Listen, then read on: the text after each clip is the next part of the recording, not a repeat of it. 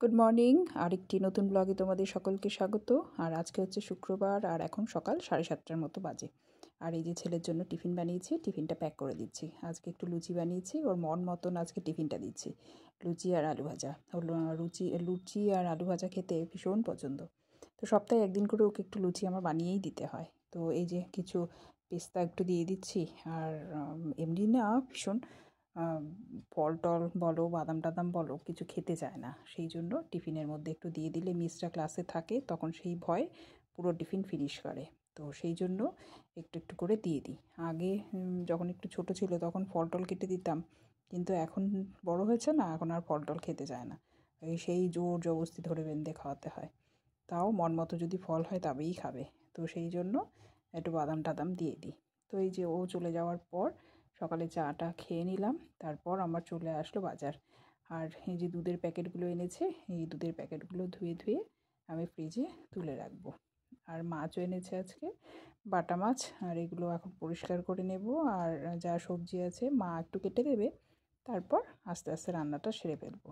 আর বাটা মাছ বাচ্চারা খেতে চায় না, কাঁটা ভীষণ, সেই জন্য না একটু বেছে বেছে খাইয়ে দিতে হবে। তো এই যে এদিকে আমি চাটনিটাও বসিয়ে দিয়েছি। আজকে একটু আমের চাটনি করছি। আর আমের চাটনিটা একটু গুড় দিয়ে করব। আর এখন না চিনি খুব কম ব্যবহার করি, চিনিতে এত রোগটোগ হচ্ছে, সেই জন্য এখন সবেতে একটু গুড় ব্যবহার বেশি করছি। তো একবার চাও গুড় দিয়ে খেয়ে দেখতে হবে। স্বাদটা মনে হয় না ভালো লাগবে, তাও একবার ট্রাই করতে হবে। আমি কোনোদিন গুড়ের চা বানাইনি, জানো তো।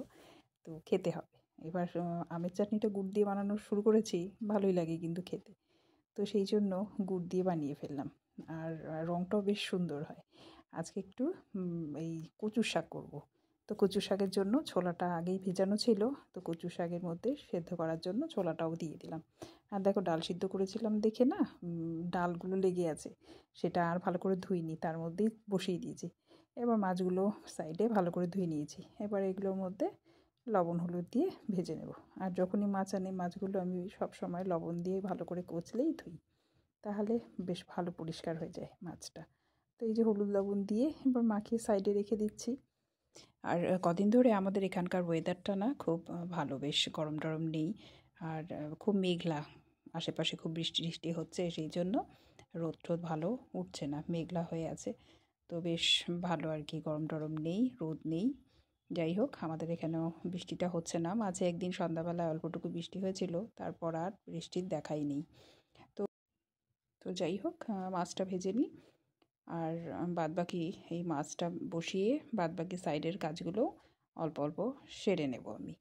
তো এই যে কাজ সারতে সারতেই আমার কচু শাকটাও সেদ্ধ হয়ে গেছে, এবার এটা নামিয়ে নিলাম। আর কচু শাকটা আমি প্রেশারের মধ্যে একটু সেদ্ধ করে নিই, ছোলাটা দিয়ে দিই সাথেই, তাহলে ভালো সেদ্ধ হয়ে যায় আর ঝামেলা হয় না। এই গল্প করতে করতে আমার মাছের ঝোলটা হয়ে গেল। আজকে একটু সর্ষে বাটা দিয়ে ঝোলটা করেছি।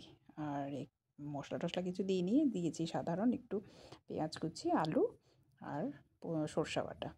এই যে সাইডে ভাতটাও বসিয়ে দিলাম। এবার কচু শাকটা হচ্ছে, ভাতটা হলেই আমার রান্নাটা কমপ্লিট হয়ে যাবে। তারপর আমি গ্যাস ট্যাস মুছে দিচ্ছি। আর এই যে রান্নাবান্না করে দুপুরবেলায় কর্তামশায়ের ভাতটা বেড়ে দিয়েছি। তো ছেলে এখনও স্কুল থেকে আসেনি, এখন 2:30টার মতন বাজে। আর মেয়েকেও দিয়ে দেবো। আর মা বাবার তো খাওয়া হয়েই গেছে আগেই।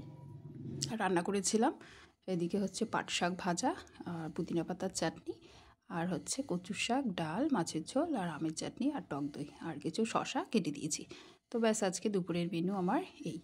এবার মেয়েকেও দিয়ে দেবো। আর ছেলে আস্তে আস্তে 3:30টার মতন হয়ে যায়, তারপর ও আসলে আমি আরও খেয়ে নেব। তো এই হচ্ছে আমার দুপুরের পর্ব শেষ হলো। আর এই যে সন্ধ্যাবেলায়, সন্ধ্যা বলতে এখন রাত 9টা বাজে। তো আমাকে একটু কেক খাবে বলে অনেক দিন ধরেই বলছিল, তো সেই জন্য এখন একটু কেকের ব্যাটার বানিয়ে নিলাম, একটু কেকটা বসিয়ে দিই। আর আগে থেকেই মানে ডিমান্ড হয়ে গেছে যে এগুলো কালকে টিফিনে নিয়ে যাবে কেক। তো একটু বেশি করে দিতে বলেছে, বন্ধুদের একটু দেবে, তাই জন্য একটু বেশি করেই বানাতে হবে। তা সেই জন্য একটু ব্যাটারটা একটু বেশি করেই বানিয়ে নিলাম, যাতে সবার জন্যই হয়ে যায়। আর এই যে এবার একটু বসিয়ে দেব। আর একটু টুটি ফুটি আগে থেকেই ছিল, তা ভাবলাম যে একটু টুটি ফুটি দিয়েই বানিয়ে ফেলি। তো এটা ফ্রুট কেক একটু বানিয়ে নিলাম। আর টুটি ফুটির রঙটা বেশ সুন্দর লাগছে, লাল।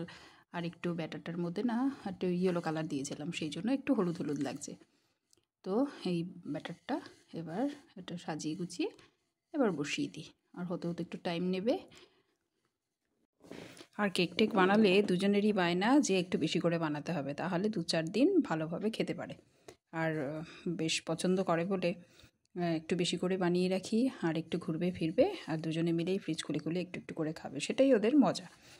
আর সেই জন্য যখনই বানাই তখন একটু করে বানিয়ে রাখি। আর যেই জন্য একটু করে বানিয়ে রাখি যে প্রত্যেক দিন অল্প অল্প করে খেতে পারবে, সেটা কিন্তু হয় না।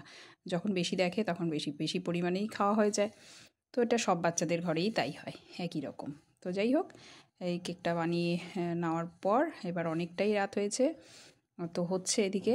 আর এখন কিন্তু আমাদের রাত্রেবেলায় খাওয়া দাওয়া শেষ হয়ে গেছে। এটা হচ্ছে রাত 11টার বলছি, 11টার মতন বেজে গেছে আমাদের খাওয়া দাওয়া শেষ হতে, প্রায় 11:30। এই 11:30টার সময় আমি এই কেকটা ঠান্ডা হয়ে তারপরে ডিমোল্ড করছি। তো এখন 11:30টার মতন বেজে গেছে। এইবার এটা খুলে তারপর গিয়ে শোবো, না হলে সকালবেলায় তাড়াহুড়ো লেগে যাবে টিফিন প্যাক করতে। তো এই যে এখনই এটাকে নামিয়ে এগুলো কেটে রেখে দেবো, তাহলে সকালবেলা আর তাড়াহুড়ো লাগবে না। আর এই যে খাওয়ার পর কেকটা হলো, আজকে কিন্তু এখনই তাদের ট্রাই করতেই হবে, দুজনই খাবে। এই রাত্রেবেলা খাওয়া দাওয়া শেষ কিন্তু তারপরেও কেক খাবে, খেয়ে তারপর ওরা শুতে যাবে। এই যে 2টো কেক বানিয়েছিলাম, দুটোই বেশ সুন্দর ফুলেছে। তো এই যে নামিয়ে নিচ্ছি, আর এখন চলে যাব শুতে।